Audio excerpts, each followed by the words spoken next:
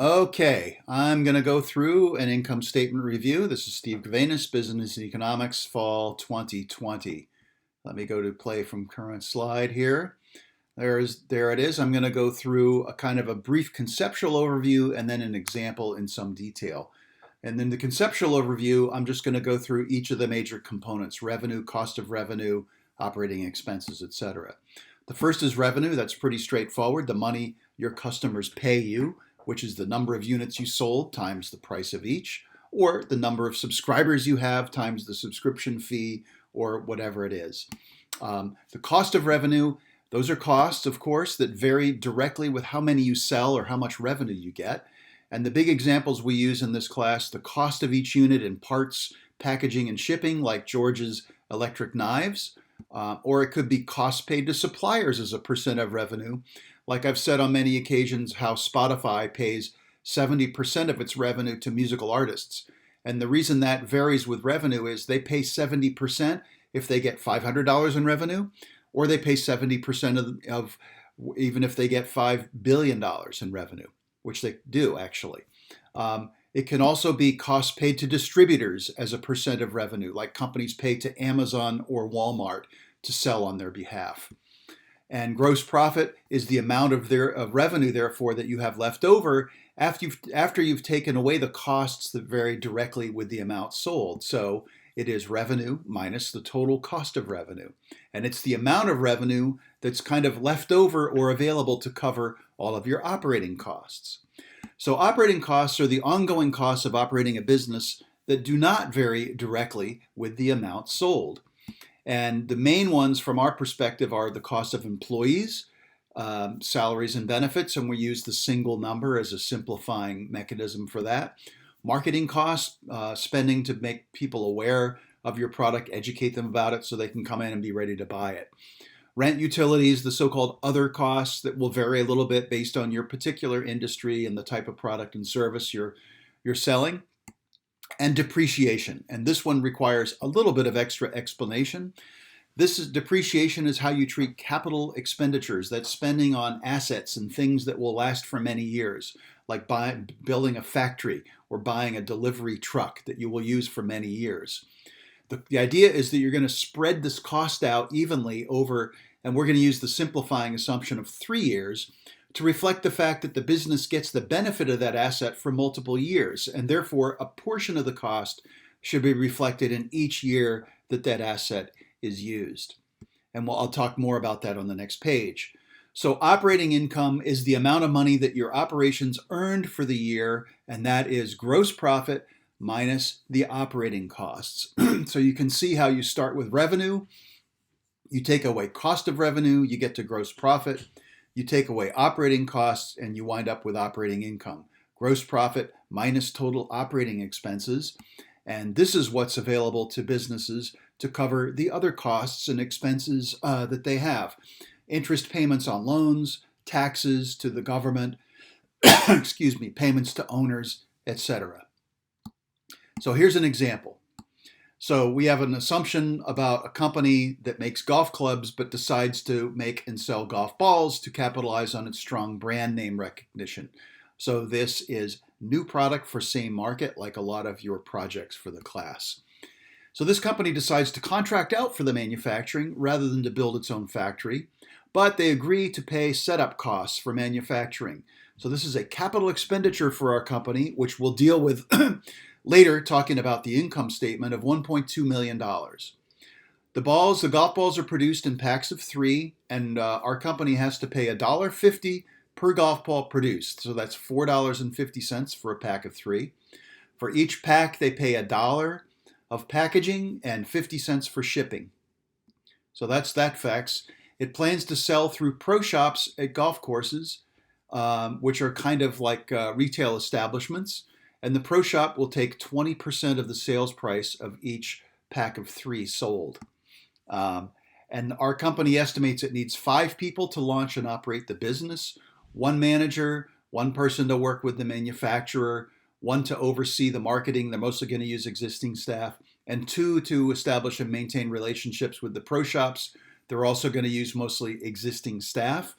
And we assume that these people are going to be paid $150,000 a year, including benefits. They have a marketing campaign. They're going to spend $550,000 in year 0 to build awareness and excitement. $2 million, it ramps up in year 1 and then scales back a little in year 2. They have other costs. We assume it's $200,000 in year 0 and $1.25 million in each of, that should say years 1 and 2. Sorry about that. And the balls, like I said, are sold in packs of 3 for $20 per pack. And the projections are $200,000 in year 1 and $500,000 in year 2. So let's see how that flows out in an income statement. So we're going to look at years 0, 1, and 2. We're going to look at revenue, which is, of course, units times price per unit. We're going to look at cost of revenue, the costs that vary directly with how many are sold. That's the unit costs per pack times the number of units, and these payment to the pro shops. So we're going to subtract that from revenue and get gross profit, and then we're going to add up our operating costs, and we're going to subtract operating costs from gross profit and get operating income. So in year 0, we have no revenue or gross profit because that's the planning year, no sales yet. But we do have operating expenses, $750,000 personnel, that's 5 people, times $150,000 each. The assumption said $550,000 in marketing to make people aware of it. Other costs of $200,000. No depreciation because there was money spent for capital, $1.2 million, but we're going to depreciate that in the operating years. So total operating costs, we add up those. That's the sum of all the operating costs, $1.5 million.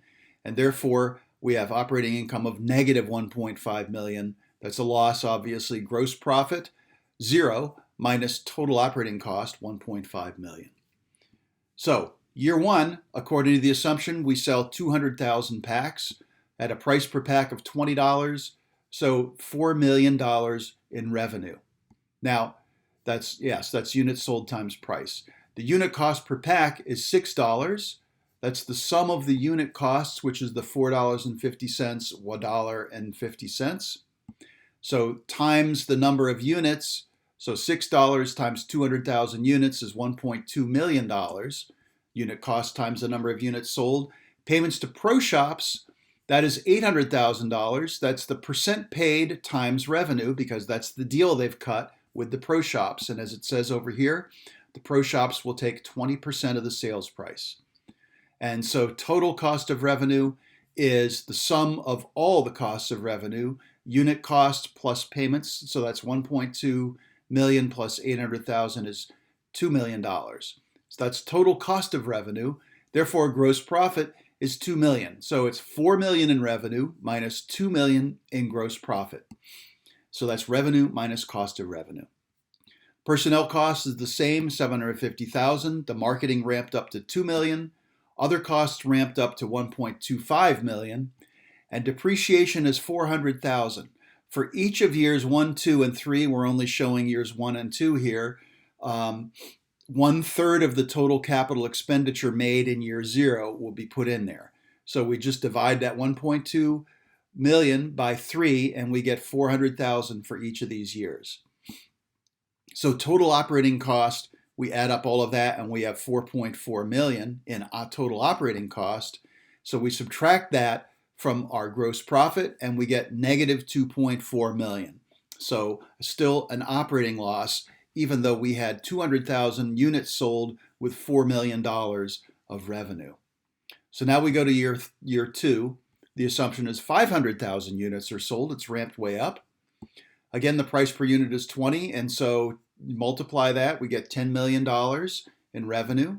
The unit cost is still the same, but the unit sold went way up, so 6 times 500,000 is $3 million. The payment to pro shops goes up because the revenue went up, so it's 20% of 10 million, which is $2 million. And we add those two and we get $5 million cost of revenue. And so we subtract 5 million from the revenue of 10 million, and we're left with $5 million in gross profit. We have the same 750,000 personnel. The marketing costs came down a little bit. The other costs are still the same. The depreciation is the same. This is the same each year for 3 years. So when we add up the total operating costs, it's a little less, and that's totally driven by the fact that the marketing came down a little bit. 4.1 million subtracted from 5 million gross profit is a positive $900,000. So we can see that this is starting to look much better for this company. It went from a loss of negative 2.4 million to a positive 900,000. So that's it for the income statement. I have just a couple of final little comments. I hope this was helpful. Your specific industry, company, whatever it is that you're doing might be slightly different. Like some people in class today asked some questions about how it worked for their particular company or their particular industry. But the underlying concepts are the same. Let me know if you have any questions at all. And that's it for the income statement.